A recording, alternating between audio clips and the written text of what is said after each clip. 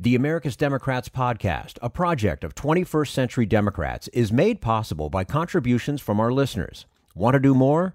Go to americasdemocrats.org and click Donate. And thank you for allowing us to be your voice. And if you enjoy the show, please share it with your friends on Facebook and Twitter, and leave us a review on your favorite podcast app. This is the America's Democrats podcast, the weekly podcast for stand-up Democrats. Had enough of Fox News, the House Freedom Caucus, and Donald Trump? If you want the facts that you won't get from them or from the fake news sites of the alt-right, then stay tuned. Our sponsor, 21st Century Democrats, works hard to get everyday Democrats involved in returning our party to its roots and to success at the ballot box. Sit back and listen, then stand up and fight. And follow 21st Century Democrats on Facebook for all the latest progressive news. We're glad you can join us.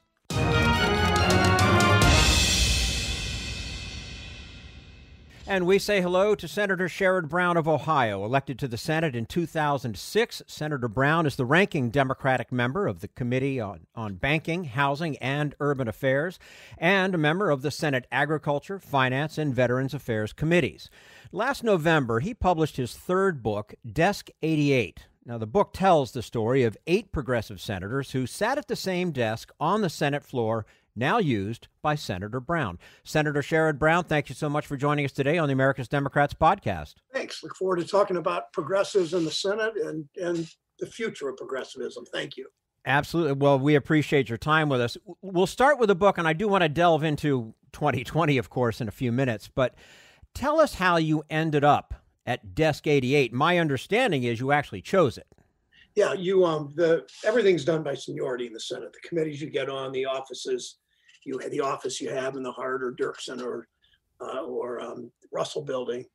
I always forget Russell's name because it's named after a segregationist and we should change it, but that's another story in another podcast.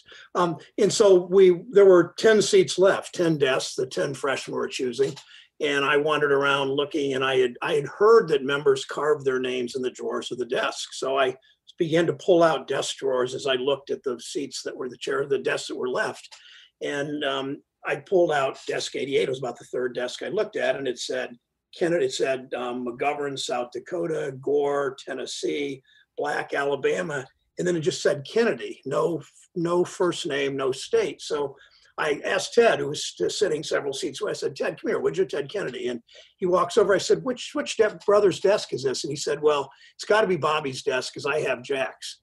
So I just thought, I want this desk. And then over a period of time, I started reading about my wife went online and got bought a bunch of Senate histories, different books about Senate history that I began to read because I think you do your job better if you understand the history of the institution. And I began to read about these 8 senators and just thought I ought to write about this. So that's how it took 10 years, but that's how it came about. How did you understand progressivism at the time you chose the desk? And did that change over the course of writing this book? It didn't change.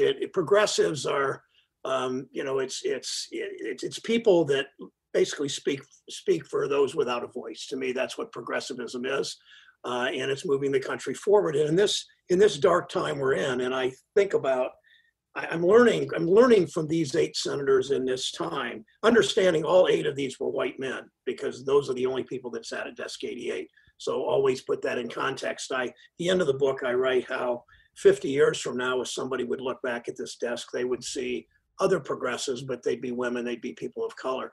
But what it means to me is that even in a dark time, progressives win. And when progressives win, we do really big things. I mean, you look at Roosevelt, Democrats and progressives don't win all that often, but it really changes the country when we do. With Roosevelt, it was collective bargaining. It was Social Security, it was rural electrification, and so much more. With Johnson, it was voting rights, civil rights, Medicare, Medicaid, the Wilderness Act, Higher Ed Act, fair housing a little bit later. All of those things happened because progressives coming out of dark times realized we've got to do things and do things big. And that's to me what 2020 is about. It's about winning the House and Senate and the White House and then doing big things. And it's addressing the moral issues of our time: climate change, racial disparities, and income inequality, especially. Yeah, and a lot of that is certainly coming to a head, and we'll touch on that some more in a moment. Now, as the book tells it, these senators expressed their progressive values at some political risk. Now, what kind of resistance did they meet, and do you see some of that same resistance in the modern day? Yeah, there are always the forces of reaction. Progressives want to move the country forward. And I mean, Emerson said the political world's divided into conservators or innovators. Conservators are people that want to hold on to their wealth and privilege and power. Look at 2020 to see that, Trump, and those who want to hold the country back and enrich themselves, versus the innovators who want to move the country forward. So there always is that tension. And conservators have a lot of advantages. They have much more money always. They have much more of established power. They're willing to play to race and divisions to win. We saw that throughout. And perhaps the best example was Al Gore, who was not always all that progressive, but then late in his career against the Vietnam War, for civil rights, taking on Nixon, and it cost him his seat. He lost in 1970. He had been in 3 terms, but it was his progressive politics that cost him his seat. I didn't know Al Gore Sr. I met him once. I didn't really know him, but I talked a little bit to the vice president, to his son. But it's pretty clear Gore knew the political risk, but was willing to take it, and he moved the country forward as a result. Now, Senator, in terms of what these senators were able to accomplish, what are common themes that emerged about how they were able to make an impact? They understood, some better than others, the sort of, I think most of Hubert Humphrey, I would love for him to have had that desk because I would love to have written about him. But Humphrey really, nobody ever perfects anything quite in politics, but more or less perfected the inside-outside strategy that you work with your colleagues to build coalitions and do what you have to do to win their votes, but you also work outside the institution with the public to get them to put pressure on Congress. And that's what happened in many of these cases. Progressivism doesn't happen only in the halls of Congress. In fact, it may happen last in the halls of Congress, depending on who the strength of the progressives in the Senate and House. But it really took the pressure from outside, whether it was against the Vietnam War, for civil rights, for what FDR did in the early 30s to get Medicare and Medicaid with Johnson. I mean, I'm jumping around, but it always took that sort of inside-outside strategy. And we're seeing that now. I mean, it's clear the public wants a more progressive government.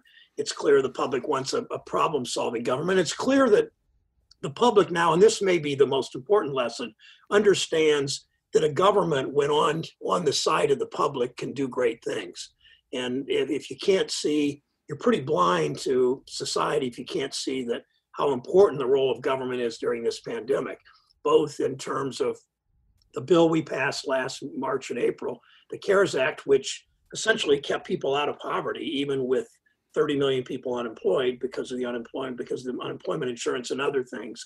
And you can see how badly run government so undermines so much, and that's Trump's handling of the coronavirus. So you've got, on the one hand, you've got Congress actually doing the right thing back in March and April, not since, the Senate hasn't, but keeping this country's economy going sort of so that people didn't fall into poverty, people didn't get evicted in large numbers.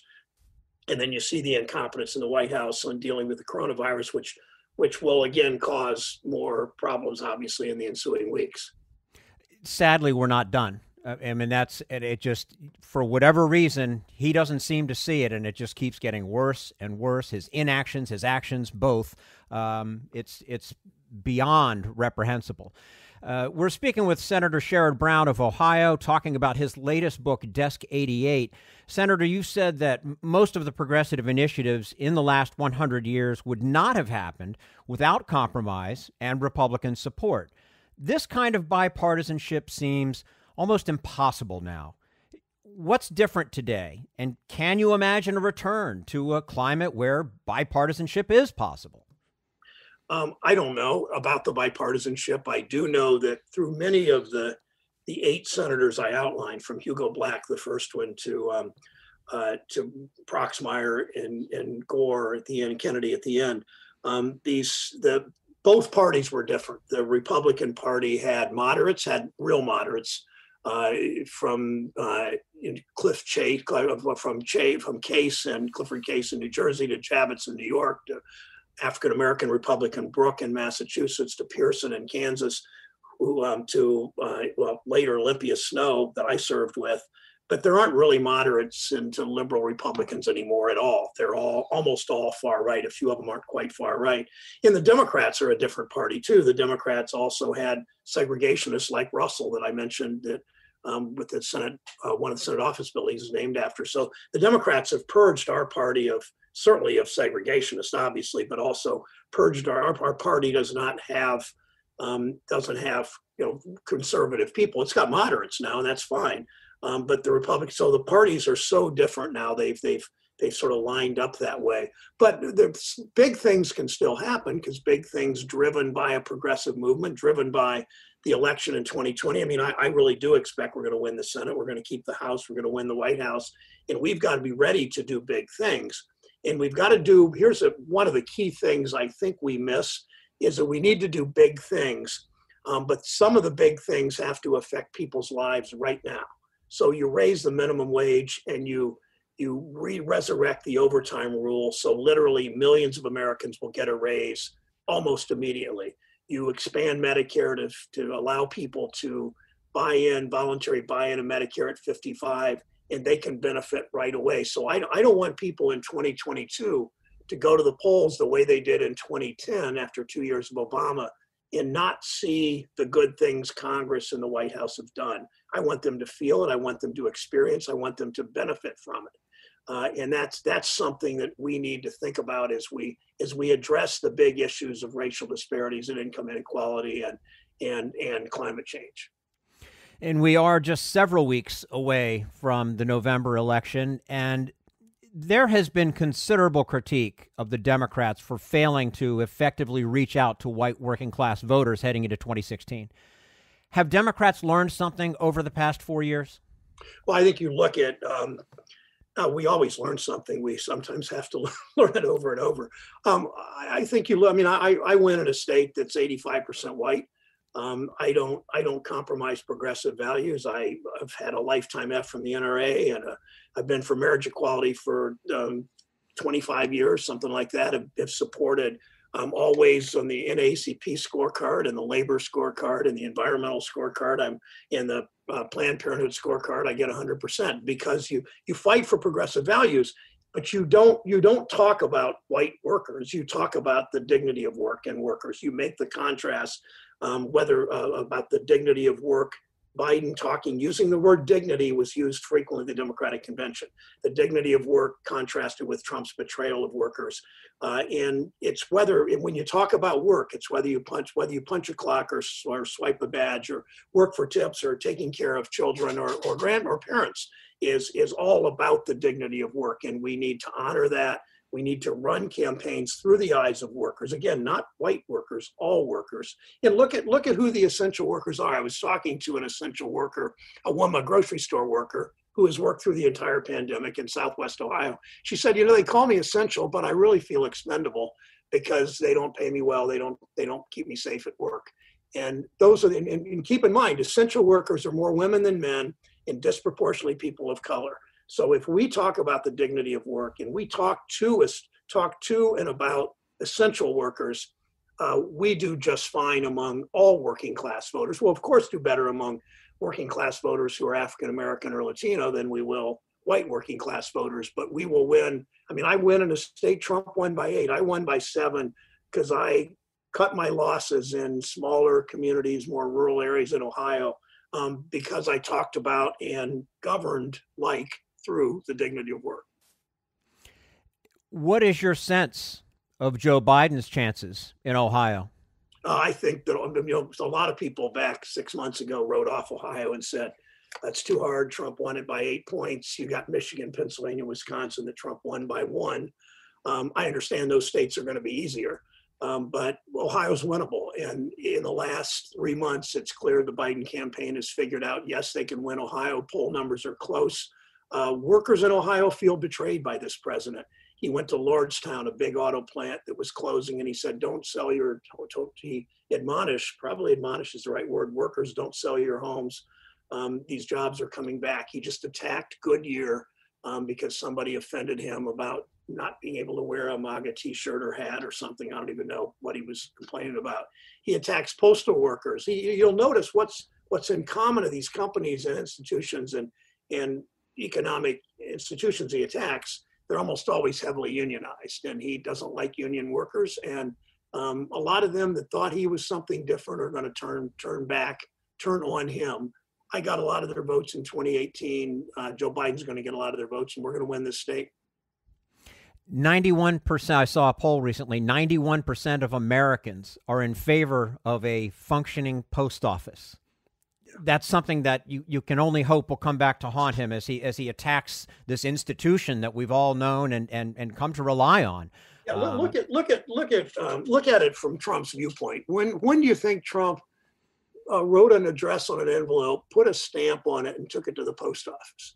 And when do you think Trump ever needed the post office to get medicine? Or when do you think Trump ever needed the post office to get VA benefits? All right, of course, he didn't serve in the military, but even putting that aside, I mean, Trump doesn't have, my favorite Abraham Lincoln line is Lincoln, his staff wanted him to stay in the White House and win the war and free the slaves and preserve the Union. He said, no, I got to go out and get my public opinion bath.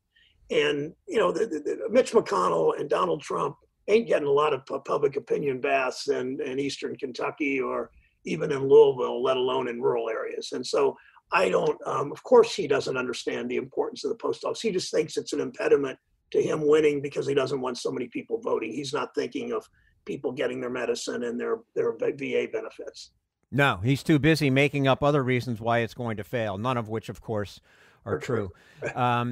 Before we let you go, Senator, if Joe Biden does win in November, we feel very strongly that he will, and the Senate goes Democratic, I feel pretty strongly about that as well. What could that mean for progressive politics in 2021 and beyond? Well, you start with first thing we should do is help to build progressive muscle, if you will, and that is by enacting some structural changes that will help us, that will help the public get a fair shake. First thing you do is the John Lewis Voting Rights Act. You raise the minimum wage. You help people. You resurrect the overtime rule. You do the kinds of things that will empower people who have not been empowered, who have been pushed down for maybe the entire history of the country, certainly in recent history, people whom Trump has turned on. You do all of those things. And I think, although this decision is not made, he eliminate the filibuster. So otherwise, Mitch McConnell, if he's still there, or his descendants, if you will block everything. They'll never allow a minimum wage. They'll never allow the overtime rule. They'll never allow voting rights. They've allowed the court to do it. It's okay when the court does it, but Congress shouldn't. So all of those things are really important to start to build a foundation, and then we go from there. Fantastic. The book is Desk 88. The author, Senator Sherrod Brown of Ohio, joining us today on the America's Democrats podcast. Senator, we appreciate your time with us. We look forward to having you back again with us soon. Jim, thank you. I enjoyed it, and thanks to Matt Lynch, too. I appreciate it. Thank you, Senator. And this is the America's Democrats podcast, the weekly podcast for stand-up Democrats.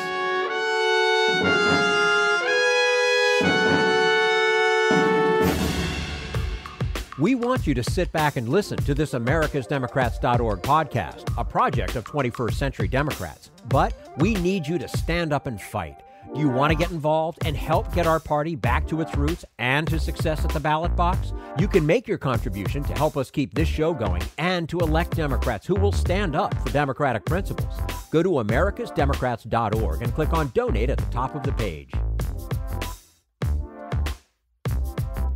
Last July, several GOP senators combined their 5-watt intellects to charge that inflation was rising because of, quote, insane tax and spending spree of President Biden and the Democrats.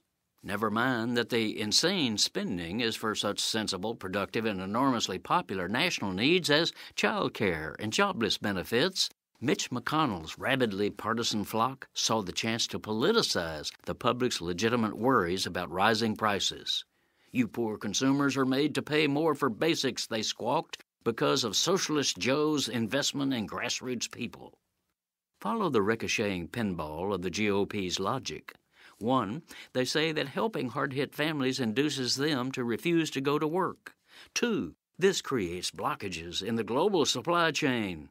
3, this causes shortages of everything. 4, this forces corporate bosses to raise all prices, which 5, slams the middle class and poor, so 6, lazy workers cause inflation. Whoa! Rube Goldberg couldn't have dreamed up a more fantastical diagram to deflect attention from what's really happening, namely that instead of an inflation problem, we have a corporate greed problem. Of course, the greedmeisters insist that their pursuit of excess corporate profits has not driven any price surges. In our economy of free market competition, they snap, prices are established by the law of supply and demand. It's the magic of the marketplace, they explain. But magicians don't do magic, they perform illusions.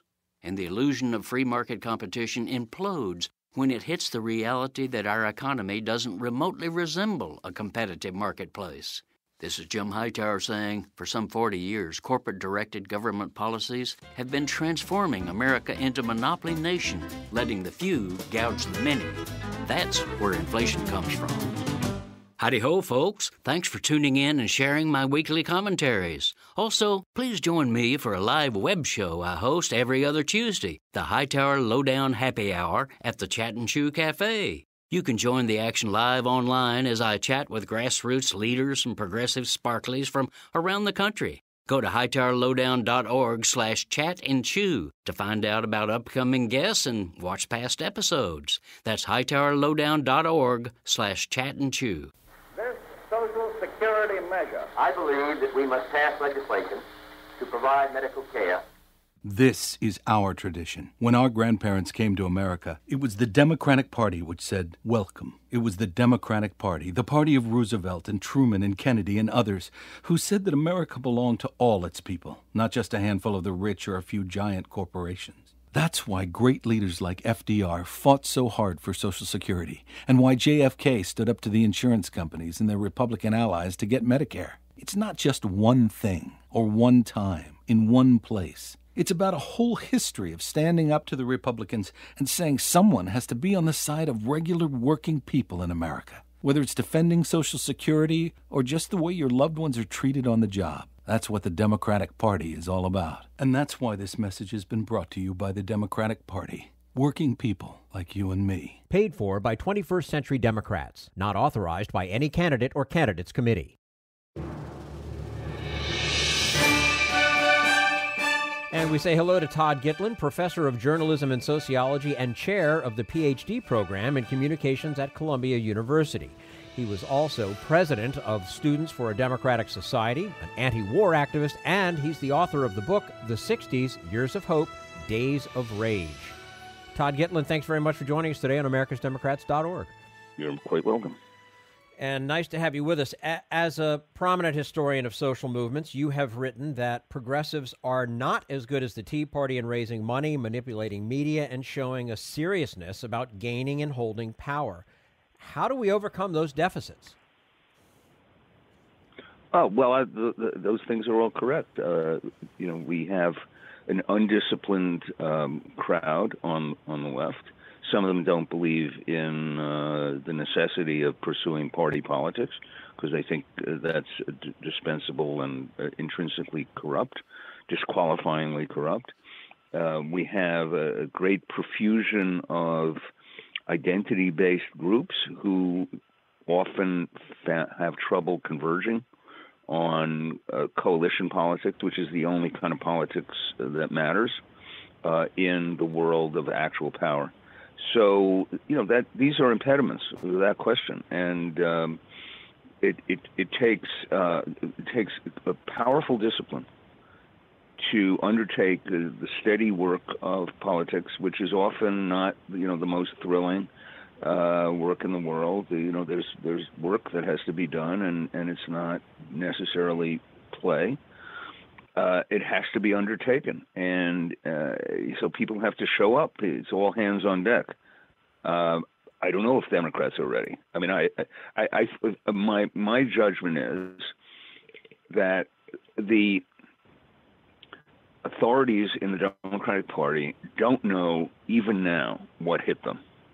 I think they do not understand, or at least not for public consumption, understand how they became a sort of a moribund organization. I don't think they understand how they came to depend on Wall Street money, which they thought relieved them of the obligation to be a people's party. I think that it's not just that heads need to roll. It's not just that we need a new head of the DNC. I mean, this is show up and rethink time for anybody who has worked in or thinks they need to work in the Democratic Party. This is serious business.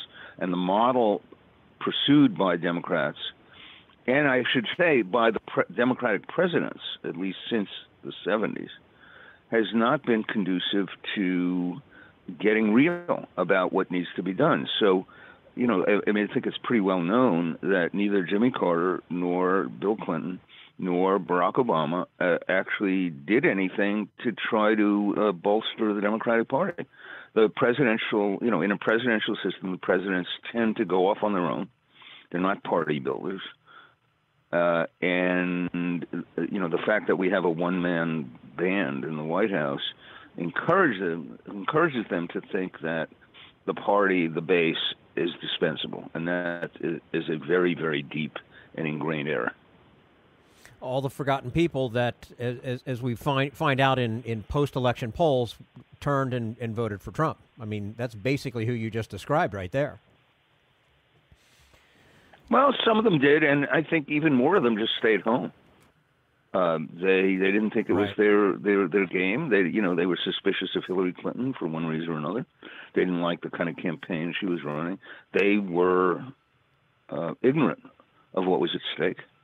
But it has to be said that the Democratic Party was not putting forward a straightforward statement about who they are and what they're for, that they are the People's Party, or they aspire to be, that they want to make America fair, that they want to affirm that we are all Americans. I mean, it was very clear if you looked at Trump's website what he was about. I mean, it was a bombastic and in many ways idiotic, his slogan, "Make America Great Again," but it was a statement.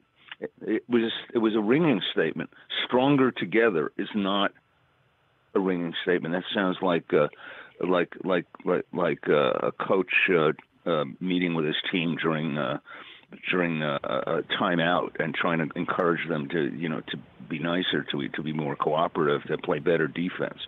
That was, I think it has to be said, pathetic. And there's something else I want to say about the Democratic Party, to a degree that I find alarming.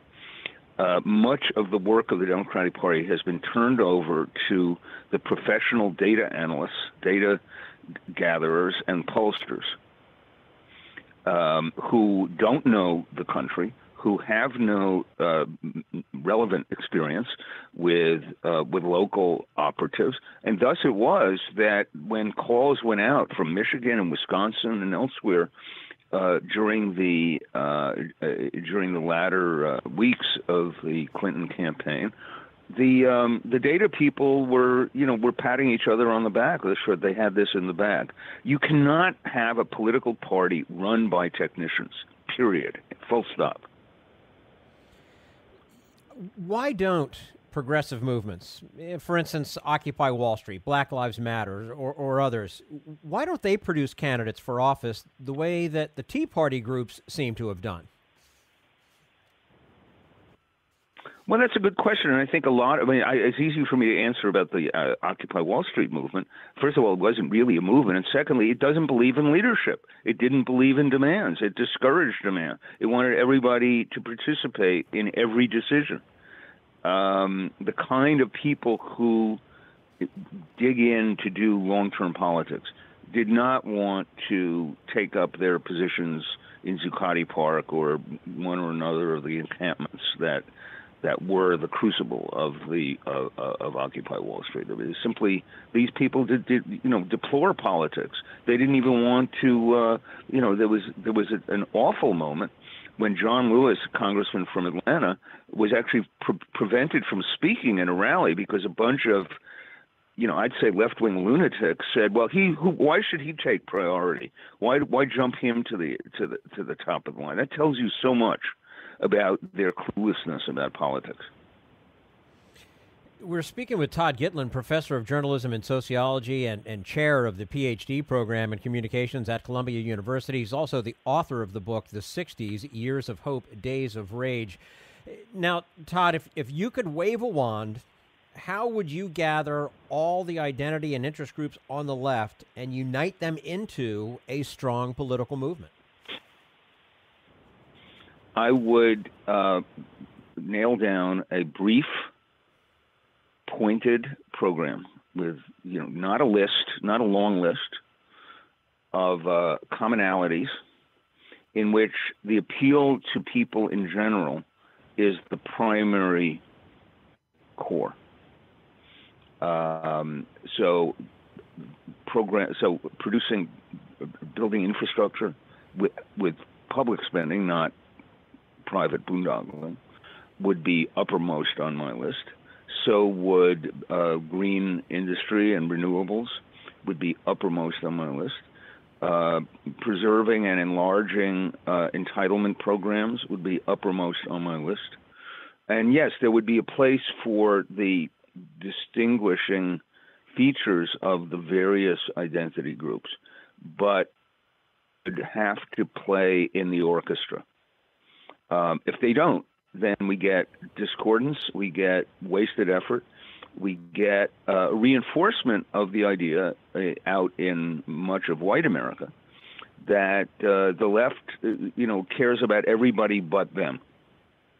That is a poisonous assumption, and it was able to win a majority of votes. It was not able to win, as we all know, a majority of electoral college votes. So, everybody has to get serious about winning. And nothing. That's it. Winning. Mm-hmm. So in the meantime, then how should the Trump opponents proceed? I mean, do you go out on all fronts all the time, or is it just a few issues where victory is most likely?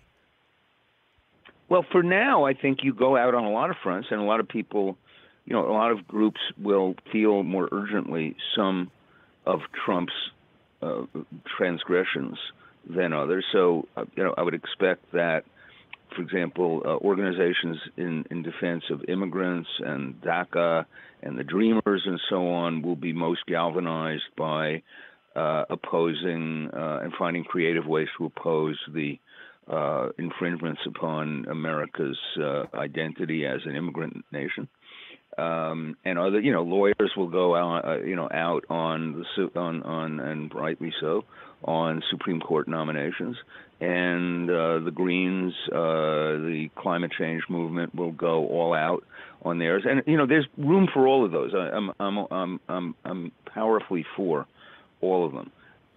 Right now, I think just keeping up the everyday resistance, widening the circle of people who are committed. I mean, if I had my dreamy wish, I would wish that there would be tables set up at outside every post office and on every campus, card tables, the sort of things you see barely, maybe for a few days during a presidential campaign.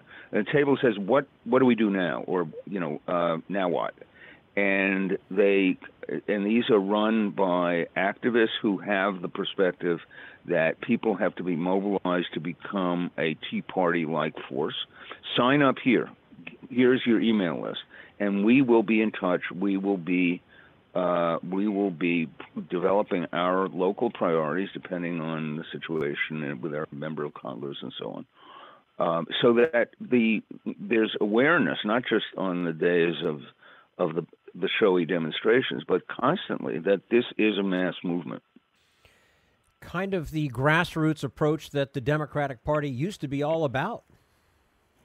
Well, yeah, but it's been a long time since that used to be. I'm not sure how much of that there's been for decades in America. I mean, here and there, there are real Democratic parties.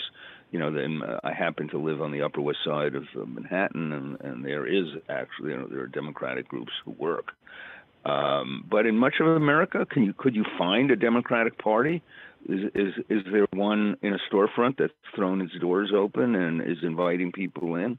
I don't think so. The party is a presence in the most cosmopolitan metropolitan areas, and not elsewhere, and that has to change. Mm-hmm. Before we let you go, last year you wrote that Trump's campaign seemed to echo, the campaign of George Wallace in 1968. Now it seems worse to me. What can we look forward to? What can we do about it? Is it more women's March on Washington type events? In the Washington Post, I already thought it was worse because Wallace, Wallace got 13.5% of the vote. Nixon co-opted a great deal of what Wallace was stirring up, including the violence. So a lot of people who were made uneasy by Wallace voted for Nixon because they thought he would take care of law and order by shoring up the police and the National Guard and so on. This is worse because there is no, because Trump has managed a more or less hostile takeover of the entire Republican Party. And the fringe violence, I think, will not be long in coming. I mean, it crops up in the form of, attacks on Muslims and Mexicans and others. So I would anticipate that we'll be seeing more of that. I mean, this is a much more dangerous situation, as horrific as that one seemed to be all those decades ago. Fortunately, there was a Supreme Court when Nixon was president that was not under his thumb. And there were, the Democratic Party, at least at congressional level, was a real force. So in this sense, and moreover, Democrats controlled state houses and governorships and so on. This is worse. Okay. Todd Gitlin, professor of journalism and sociology and chair of the PhD program in communications at Columbia University. His book, The 60s, Years of Hope, Days of Rage. Todd, as always, thank you very much for joining us today on americasdemocrats.org. We look forward to having you back again soon. You're quite welcome. And this is americasdemocrats.org, the weekly netcast for stand-up Democrats.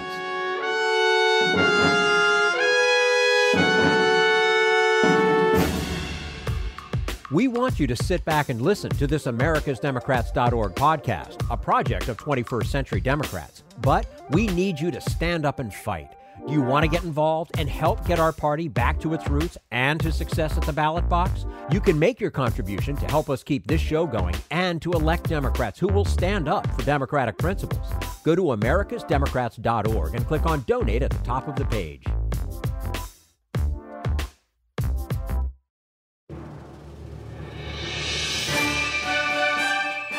There are more players out there now, and some of them more dangerous. Notably, the one I keep hearing about is OAN, One America Network. You've done a lot of work and research on them, I know. Who are they? Where do they come from? Who's behind them? And, how big are they?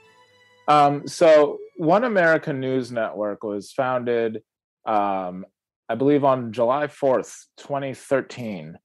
July 4th, by a gentleman named Robert Herring. He made a good amount of money selling his businesses just before the dot-com bubble burst way back in 2000 or so. Mm-hmm. And he also still has a channel called A Wealth of Entertainment, which is really where he cut his teeth on producing television. But he started OAN in 2013 because he thought that there was a hole in the market for essentially a far-right news channel. And OAN sells itself to viewers as essentially that. The argument goes that other right-wing cable competitors like Fox News and Newsmax have sold out in one way or another, according to OAN's pitches. And One America News Network, they say, is a place for sort of unvarnished conservatism. Like their big pitch is that OAN will never sell out to the radical left. And that has borne out to a pretty large extent in their coverage. For example, Fox News and Newsmax, you probably won't find a lot of explicit commentary that the 2020 election was stolen from Donald Trump anymore, but you will find that, and a lot of it, on OAN.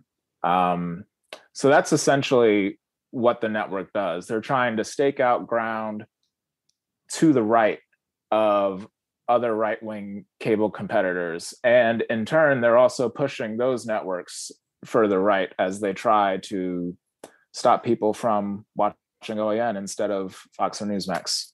So who carries OAN? How do people see it? I mean, I know you at Media Matters have been pushing back on the Verizon and DirecTV and others that used to carry them, right? Mm-hmm. Verizon, as of last week, thanks in part to your efforts, no longer does. How'd you do that? Well, the Verizon thing was the result of a couple of years of work, in large part doing what Media Matters has always done, watching these bad actors, listening to these bad actors, and calling out their lies. We also worked with a lot of partner organizations who had similar concerns about this far-right channel essentially poisoning and undermining democracy for several years. OAN was formerly available on DirecTV for a few years, but as of this past April, that's no longer the case, due in part to Media Matters and other organizations trying to get DirecTV to drop the channel. They declined to renew OAN's contract. And recently, the same thing happened with Verizon Fios. Now, OAN is not yet off the air at Verizon. It will leave the channel lineup on July 31st. But after OAN is no longer available on Verizon, that will be the last of their nationwide carriers. And for now, at least, OAN's plan is to pivot to streaming, essentially. They're selling a new proprietary subscription service called OAN Live that appears to just be a live stream of whatever is on the OAN channel at any given time. So they're trying to find a way to exist without nationwide carriage. Right. How successful that will be, who really knows? So let's talk about the big conspiracy theories that OAN has been spreading. You alluded first to the 2020 election. They're still out there banging the drum, right? That Joe Biden did not win, Donald Trump won, and the election was stolen from him. Yes, that is still what OAN is on about. I would say that lying about the 2020 election is one of the ways that OAN really tries to distinguish itself from the competition because they're just so brazen about it. And the thing about conspiracy theories is that they typically serve to insulate some sort of right-wing priority or person, policy, mythos, whatever, from reality. And in the case of OAN lying about the 2020 election, it is protecting Trump and the conservative movement from the deep unpopularity of all that they have to offer. Not only that, it is also preparing the conservative movement and conservative activists to assume that the 2022, 2024 election, etc., will also be stolen by the Democrats. They won't be, but getting the audience to believe that and to be ready for it And to act as though that is the truth is a prime goal for the network, because that would mean that conservative policies, candidates, hobby horses could, in theory, have a better shot at the ballot box if they have OAN viewers working as poll watchers or election workers, or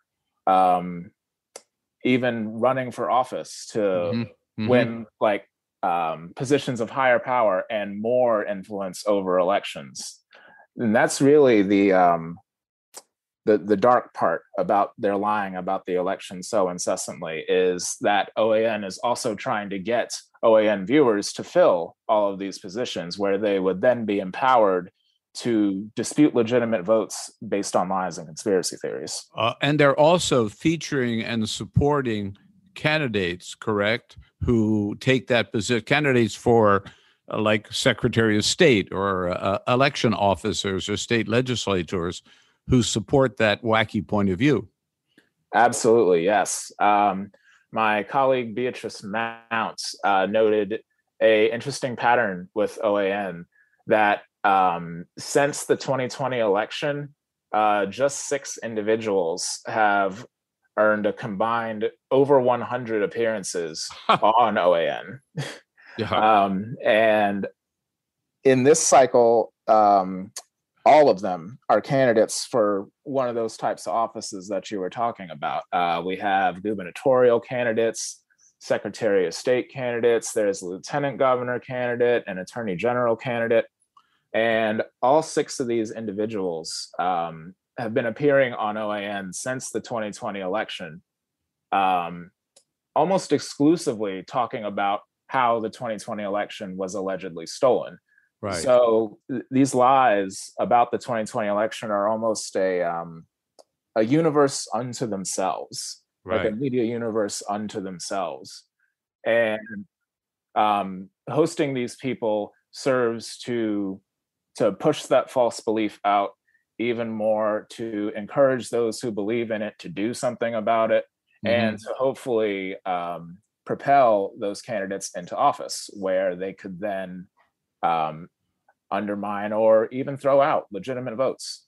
And my understanding is one of those 6 candidates who's appeared at least 100 times on OAN is Mr. Mastriano, who's the Republican candidate for governor in Pennsylvania, and a big election denier. Yes, Doug Mastriano was a prominent figure in our research for these OAN candidate appearances. Mastriano was a favorite of former OAN host Christina Bobb. To digress a little bit, Bobb used to work for the Trump administration. She worked in the Department of Homeland Security, and then she sort of started working at OAN, sort of kept working for the Trump campaign. And she was involved in the fake electors scheme. She continued to work at OAN for a while, and now she's back at Trump World. But Bobb was one of the major driving forces behind OAN's 2020 conspiracy theories and behind OAN's efforts to recruit viewers as poll workers and such. Right. And she frequently interviewed Doug Mastriano for her shows, for her segments. He was a regular factor in all of that. So I don't imagine that OAN subscribes to the Nielsen news service, but is there any way of knowing how many people watch OAN, how big their audience is? You know, that's a funny thing. OAN does not subscribe to Nielsen ratings. The channel's given reason is that it's too expensive. Now, I don't know if that's true, but what is true is that it is pretty hard to accurately measure OAN's reach.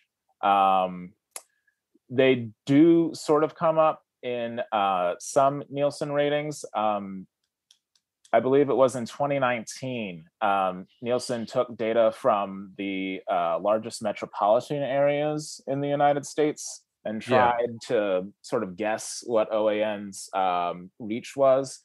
And using that metric, I believe they found that from April to July 2019, OAN averaged about 34,000 viewers a night, whereas by the same metric, Fox News averaged over 600,000 per night. So it's definitely not in the not within striking range of the big three cable networks, but it has a non-negligible audience, and attempts to get the TV ratings for OAN are not only bound to be incomplete because OAN doesn't subscribe to the industry standard, but also because OAN tries to get a lot of traction online, and TV rating is going to show you like views on a video that you post to the internet. So OAN has been sued by Dominion Voting Systems for their claims that Dominion was run by engineers out of Venezuela or Cuba or wherever the hell they said. Has that lawsuit had any impact on OAN's coverage at all? It's hard to say with clarity whether that lawsuit has impacted OAN coverage, but I think that it is safe to assume that it has. Now, if the question is, has OAN stopped airing potentially defamatory commentary about Dominion? The answer to that is mostly. I've noticed fewer than 5 examples since the lawsuit started of comments that, in my non-lawyer eyes, would stray a little close to potentially defamatory. But I think more compelling than that is that OAN has been throttling back a lot of its original programming. And in the interest of context, OAN never really had a lot of original programming in the first place, other than a couple of correspondent hits and maybe half a dozen hour-long shows. It was mostly just repeats of the same 1 or 2 hours of headline reads. But they've been airing even less original programming than before, and even more repeats. And I think that especially for a channel that is currently struggling to get attention and get income, the idea that they're spending less time and less money on original programming, I think is likely a result of both them losing carriage at DirecTV and Verizon, and also the increasing litigation costs from the Dominion suit. Right. If you liked what you heard, please get involved in our efforts to keep this show going and to elect Democrats who are bringing the party back to its roots. Go to americasdemocrats.org and click on Donate at the top of the page. And be sure to find 21st Century Democrats on Facebook and Twitter, and leave us a review on your favorite podcast app. We want you to sit back and listen, but we need you to stand up and fight. Join us. Support the americasdemocrats.org podcast, a project of 21st Century Democrats, and help elect Democrats who will stand up for democratic principles with your contribution today. Go to americasdemocrats.org and click on Donate at the top of the page.